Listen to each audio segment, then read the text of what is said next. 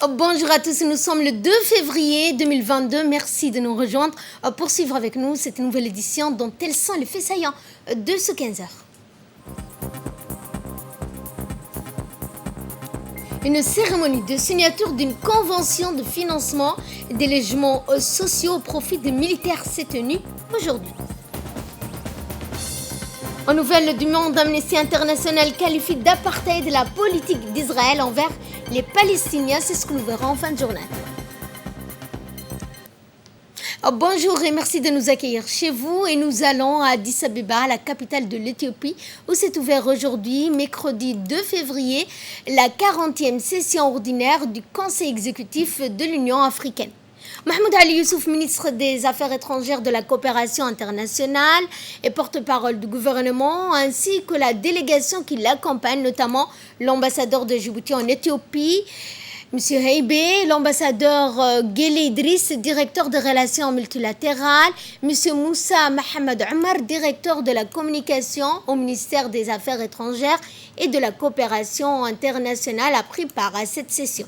Le Conseil se penchera sur un certain nombre de points à l'ordre du jour, dont l'adoption du rapport du comité de représentants permanents, l'examen du rapport annuel de l'Union africaine et ses organes, l'examen du rapport intérimaire sur la pandémie du Covid-19 et son impact socio-économique, ainsi que l'examen du rapport sur les réformes institutionnelles de l'Union africaine. Le Conseil examinera également un certain nombre de projets d'instruments juridiques, notamment le projet de statut et règlement révisé du personnel de l'Union africaine. Enfin, il procédera également à l'élection des 15 membres du Conseil de paix et de sécurité de l'Union africaine. Je vous le disais dans les titres, le ministre de la Défense chargé des relations avec le Parlement, Hassan Omar Mohamed, a présidé aujourd'hui à la Direction générale des relations internationales la cérémonie de signature d'une convention de financement des logements sociaux au profit des militaires. Ce projet de logements sociaux d'une portée nationale est né de l'impulsion du chef de l'État Ismaël Omar Guelleh, mais aussi chef suprême des armées, qui a fait de l'accession à la propriété des ménages à faible revenu et intermédiaire son cheval de bataille. À cet effet, le ministre de la Défense s'est impliqué personnellement pour concrétiser ce projet. Situé à Balbala Sud, d'une superficie de 89,5 hectares, cette cité des militaires a été baptisée au nom de Ahmed Saïd Guedi, du chef de corps du régiment blindé, plus connu sous le surnom de Abdi Cinema, décédé en 2014 suite à une courte maladie. Ce projet de grande envergure consiste à l'édification de 3700 logements de type F1 et F3.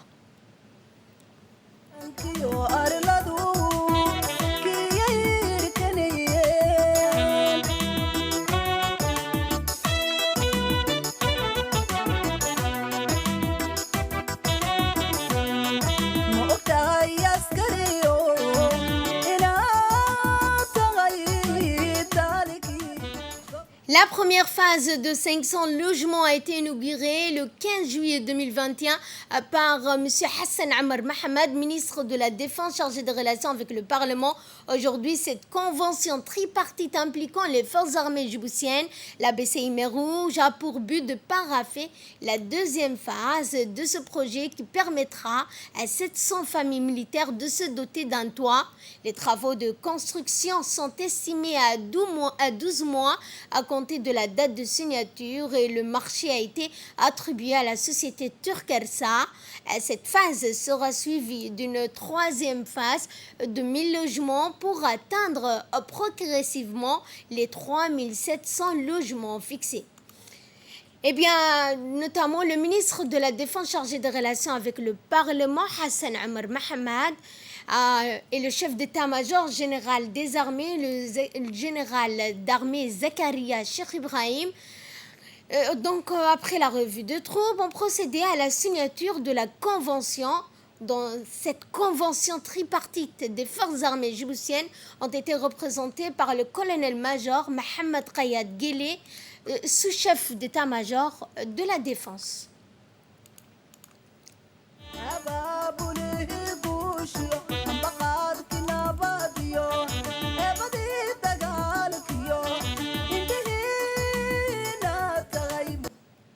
Et en prenant la parole à la suite de cette signature de convention, le directeur général de la BCI Mer Rouge a souligné que les forces armées djiboutiennes sont un partenaire privilégié de la BCI Mer Rouge. Écoutons un extrait de son intervention.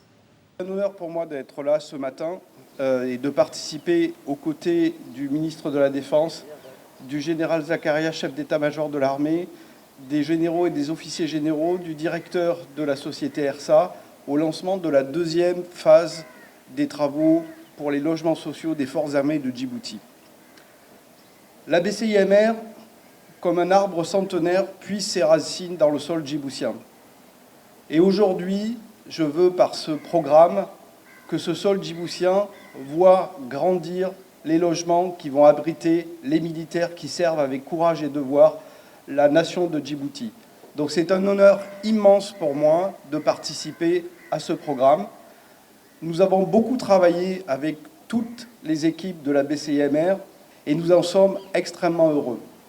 Je voudrais redire à quel point nous sommes fiers d'être le partenaire des forces armées djiboutiennes et le fait que les forces armées peuvent toujours compter sur la BCIMR comme un partenaire incontournable de l'armée à Djibouti. La BCIMR est la seule banque de Djibouti qui compte l'État à son capital et nous en sommes extrêmement fiers. Nous sommes là dans la durée pour accompagner la croissance, le développement et les projets du pays. Et que de mieux que d'être le partenaire incontournable sur cette deuxième tranche de travaux. L'armée est toujours la bienvenue à la BCIMR et bénéficie des traitements les plus privilégiés à la BCIMR car elle est une institution incontournable de la stabilité politique de Djibouti et de la sécurité de Djibouti, mais aussi de toute la région, et nous sommes très fiers de vous accompagner. Et clôturant la série des interventions, le colonel-major Mohamed Rayad Guélé, sous-chef d'état-major de la Défense, a souligné que grâce à l'implication du ministre de la Défense et du chef d'état-major général des armées, ces logements sociaux permettront à nos militaires, a-t-il dit, l'acquisition d'un chez-soi et à l'amélioration, sans nul doute, de leurs conditions de vie et de leur quotidien. Je suis extrêmement honoré de vous accueillir aujourd'hui à la Direction des Relations internationales pour la cérémonie des signatures relative à la Convention de financement des logements sociaux. En effet, dans le cadre du programme Logement pour tous, initié par le président de la République, son Excellence M. Ismaël Omar Guelleh, chef de gouvernement et chef suprême des armées, qui a fait l'accession à la propriété des ménages à faible revenu et intermédiaire son cheval de bataille, le ministère de la Défense a inauguré le premier lot de 500 logements le 15 juillet 2021, l'année dernière. Aujourd'hui, cette convention impliquant les forces armées djiboutiennes, la banque BCIMR et la société ERSA a pour but de paraffer 700 logements pour des familles. Les travaux de construction débuteront dès la signature de la convention et la durée est estimée d'environ 12 mois. L'objectif final étant la construction progressive de 3700 logements pour nos militaires. Il y a lieu de souligner l'implication personnelle du ministère de la Défense et du chef d'état-major général des armées pour leur souci à vouloir œuvrer l'amélioration des conditions de vie de nos hommes. Au nom du ministère de la Défense et du chef d'état-major général des armées, je tiens à remercier nos partenaires privilégiés, la banque BCIMR, la société ERSA, pour leur confiance et leur choix réfléchis. Merci. Sous le patronage du ministre de l'Enseignement supérieur de la Recherche, Dr Nabil Mohamed Ahmed, le centre universitaire CFD des sciences et technologies industrielles a organisé ce matin une cérémonie de remise des diplômes à la première promotion d'étudiants et d'étudiantes du centre. Cette cérémonie s'est déroulée en présence des membres du gouvernement, du chef d'état-major général des armées, le général Zakaria Cheikh Ibrahim, la maire de la ville de Djibouti, Mme Fatouma Awali Ousmane, ainsi que le directeur général du centre, M. Meissara Mohamed Seif, des membres du corps diplomatique, des représentants d'organisations non gouvernementales et d'autres invités entre les diplomates ainsi que les diplômés, leurs parents, les élèves qui ont également participé à l'événement. Il est à noter que ce centre universitaire des sciences et technologies industrielles est un établissement privé d'enseignement universitaire technique. Il a été officiellement inauguré par le chef de l'État Ismaël Omar Guelleh en 2018. Ce centre délivre un baccalauréat dans 3 majeurs, l'informatique et technologie de l'information, électronique industrielle et contrôle, en plus de l'énergie électrique.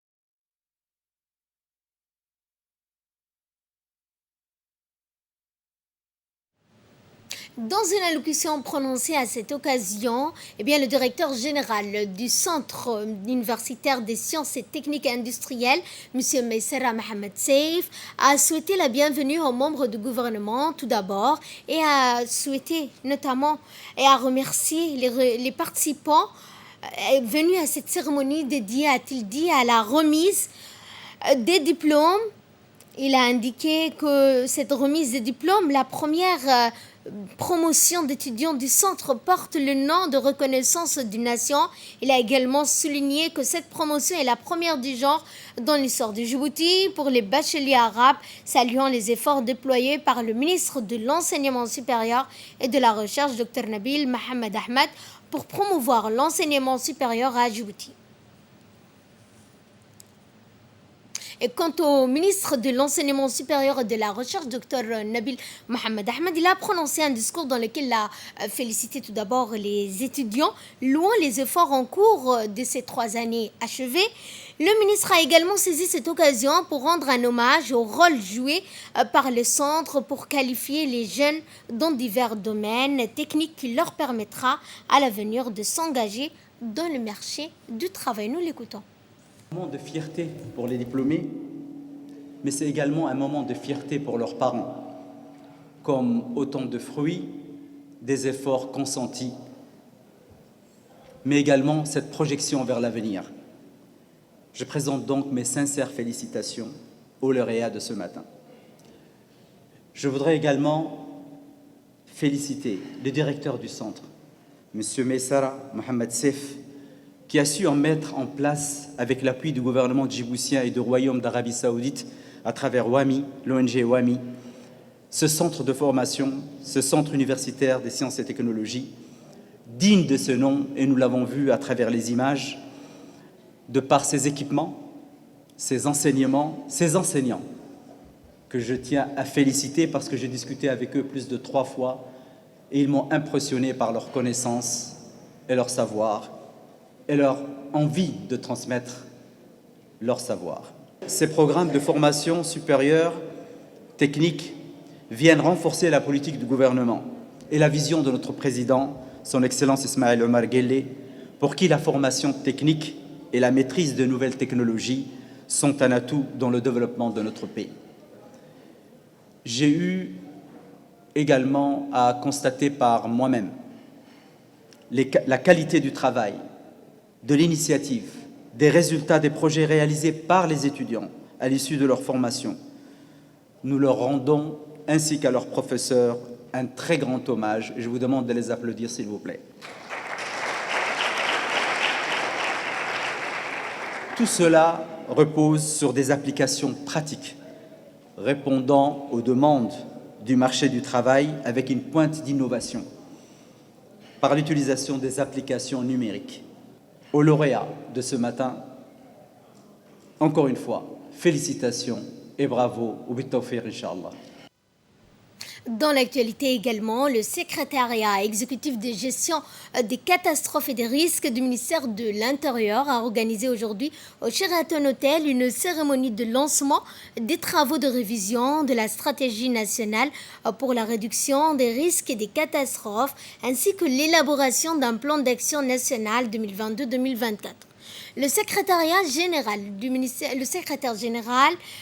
de l'Intérieur et président du comité technique de réduction des risques et des catastrophes a procédé au lancement officiel de cette cérémonie en présence du secrétaire exécutif de gestion des risques et des catastrophes, Monsieur Boubakari Sidbari, représentant résident de la Banque mondiale, Monsieur Eric Overvest, coordinateur du système des Nations Unies et la représentante résidente du PNUD, les membres du comité technique intersectoriel de gestion des risques et des catastrophes étaient présents à cette importante cérémonie. Monsieur Sirag Aboubakar Omar Abdelkader a indiqué que notre pays compte procéder à la révision de la stratégie nationale pour la réduction des risques et des catastrophes, élaborée son plan d'action 2022-2025. Et dans le cadre de la politique municipale d'embellissement de la ville de Djibouti, une campagne de plantation d'arbres s'est poursuivie dans une partie en ville. Une importante dotation a eu lieu ce matin au virage de la Baleine, route de l'aéroport. Cette cérémonie a été organisée par la mairie de la ville de Djibouti en collaboration avec le ministère de l'Agriculture, la diaspora éthiopienne, qui ont fait un don de 40 000 arbres. Cette donation vise à renforcer davantage les relations des deux pays amis et voisins. Cette cérémonie a été coprésidée par la maire de la ville de Djibouti, Madame Fatouma Awali Ousmane, l'ambassadeur de l'Éthiopie, Monsieur Abdi Mahmoud, notre ambassadeur à l'Éthiopie, Abdi Mahmoud Aibé, qui avait également la participation de nombreuses personnalités du ministère de l'Agriculture ainsi que ceux de la diaspora éthiopienne. Ensuite, la maire de la ville de Djibouti, l'ambassadeur éthiopien, ont procédé à la plantation d'arbres. Ainsi, l'exemple aux autres, cette journée avait également pour thème Djibouti vert. Une campagne de sensibilisation dite jeunesse et réseau qui se poursuit notamment dans toutes les structures, les CDC de la ville de Djibouti. Elle s'est rendue au quartier 7 bis sous forme de conférence-débat. Les membres du mouvement de cette jeunesse unie et indivisible, en collaboration avec le ministère de la Jeunesse et de la Culture, ont entrepris cette campagne afin d'interpeller sur les dangers liés à l'utilisation des réseaux sociaux. Dans son intervention, le président du mouvement, M. Ahmed Mogola, a exhorté les jeunes des quartiers à toujours vérifier la véracité des informations avant de le partager, ne pas publier et partager des fausses informations et à ne pas partager des messages de diffamation, de vidéos qui portent atteinte à l'intégrité, l'honorabilité d'une personne, à utiliser les réseaux sociaux pour partager des messages de patriotisme, d'unité, de solidarité au service de l'intérêt général. Cette campagne de sensibilisation des jeunes se poursuivra également dans les autres CDC de la capitale et dans les régions de l'intérieur du pays, et ce jusqu'au 10 de ce mois. De ces réseaux sociaux. Le petit enfant qui a 2 ans maintenant, il est capable d'aller sur Internet, d'ouvrir une chaîne YouTube et tomber sur n'importe quoi. Et le but de nos tournées, justement, c'est de sensibiliser sur la haine radicale, le dénigrement, les insultes, etc. Mais aussi de protéger les jeunes qui seront demain les responsables de demain. Vous serez tous les responsables de demain, de ce pays. Et si vous grandissez avec les réseaux sociaux, vous êtes une génération qui est numérique, qui a grandi avec le numérique. Et dans le monde numérique, sur Internet, il y a toutes sortes de choses. Il y a des choses bien. Si vous utilisez à bon escient les réseaux sociaux, vous pouvez en apprendre beaucoup de choses. Vous pouvez même avoir beaucoup de followers et transmettre des messages positifs, constructifs, ou apprendre des choses. Vous pouvez vous éduquer avec les réseaux sociaux et Internet aujourd'hui. Mais il y a aussi des mauvaises choses qu'il faut éviter. Surtout, comme je disais, aux enfants qui naissent maintenant et qui ont accès facilement à ces réseaux sociaux et à Internet. Santé, cette fois dans le cadre de la prévention, mais aussi des activités de pulvérisation spatiale. L'équipe de l'INSPD a procédé à la pulvérisation spatiale au quartier 5 pour lutter contre la prolifération des moustiques. Menées périodiquement, ces actions préventives de lutte antivectorielle ont pour objectif de réduire la transmission du paludisme, particulièrement dans les zones réputées à risque. Parallèlement, les épidémiologistes de l'INSPD ont pratiqué la technique d'épandage pour la destruction des gîtes larvaires afin de casser le cycle de reproduction larvaire des moustiques. Ces activités antivectorielles et antilarvaires sont programmées dans tous les quartiers de 3 communes de la capitale. Et nous allons à Dikil cette fois pour parler contrebande. Dans le cadre de la lutte contre les activités de contrebande en tout genre, les gendarmes de la brigade de Dikil ont appréhendé un camion-citerne transitaire en flagrant délit d'opération délictuelle dans la soirée du 28 janvier 2022 vers 21h. En effet, c'est durant une patrouille de surveillance motorisée que les gendarmes de Dikil sont attirés par un camion-citerne garé sur le bas-côté de la chaussée. Les gendarmes aperçoivent plusieurs jerrycans près du camion-citerne et deviennent aussitôt que le conducteur est en train de revendre du carburant de manière illicite. Aussitôt interpellé, le conducteur reconnaît les faits qui lui ont été reprochés. Il a ajouté qu'il a brisé le scellé d'une citerne qu'il transportait et qu'a aidé. Donc à l'aide d'un tuyau, il pompait le carburant pour remplir les jerrycans destinés à la revente illicite. Au total, 40 jerrycans de 25 litres chacun que les gendarmes ont saisi. Le camionneur a également été placé en garde à vue de sa présentation devant la justice compétente. Et ces opérations s'inscrivent également dans le plan d'action de la gendarmerie de Djibouti en vue de freiner les activités souterraines portant atteinte à l'économie nationale. Et de là, nous passons à ce qui domine l'actualité internationale. On va notamment au Proche-Orient, comme c'était indiqué dans les titres. Dans un rapport publié mardi 1er février, l'Organisation internationale de défense des droits humains, Amnesty International, déclare que selon ses recherches, Israël est coupable de crimes d'apartheid. Le rapport dresse une longue liste de cas représentatifs de techniques utilisées pour, selon l'ONG, maintenir une hégémonie juive dans le territoire entre mer Méditerranée et le fleuve Jourdain. Cela va de la dépossession des biens et des libertés à la fragmentation du peuple palestinien lui-même dans 4 espaces différents: Israël, la Cisjordanie, Gaza et Jérusalem. Fin de ce journal, merci de votre fidélité, merci également à la régie. Excellent après-midi à toutes et à tous.